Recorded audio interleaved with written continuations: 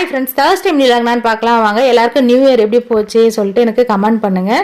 மாடியில் வந்து பார்த்தீங்கன்னா துணி காய வைக்கலான்னு வந்தேன். அப்படியே வந்து இருக்கிற பூவெல்லாம் பறிச்சுட்டேன். சுரக்காய் பிஞ்சு வந்து பார்த்தீங்கன்னா பழுத்துடுச்சிங்க. எனக்கு ரொம்பவே கஷ்டமாக இருக்குது. ஆனாலும் வந்து ஃபஸ்ட்டு காய் எப்பவுமே இந்த மாதிரி தான் ஆகிடும். அதுவும் இல்லாமல் தொட்டி வந்து நல்லா பெருசாக இருக்கணும். அப்போ தான் கொடி காய்கறிலாம் வந்து பார்த்தீங்கன்னா நல்லாவே வரும். அதுவும் மணலில் வச்சா நல்லா வரும். நான் சின்ன தொட்டில் தான் வச்சுருந்தேன். ஓகே பரவாயில்ல, வந்தால் வரட்டும். வந்தால் நமக்கு நல்லது, வரலான்னு பண்ண முடியும், ஒன்றும் பண்ண முடியாது. அதுக்கப்புறம் வந்து இருக்கிற கொஞ்சம் அவரைக்காய், அதுக்கப்புறம் கொத்தவரங்காய் அதெல்லாமே எடுத்துட்டேன். இந்த பாருங்கள் புதுசாக வந்து துளுத்து வந்துட்டு இருக்குது. அவரைக்காய் கொடி வந்து செடி வந்து பார்த்திங்கன்னா காஞ்சிடுச்சு, இருந்தாலும் வந்து நல்லா வந்து திரும்ப துளுத்து வந்துட்டு இருக்குது.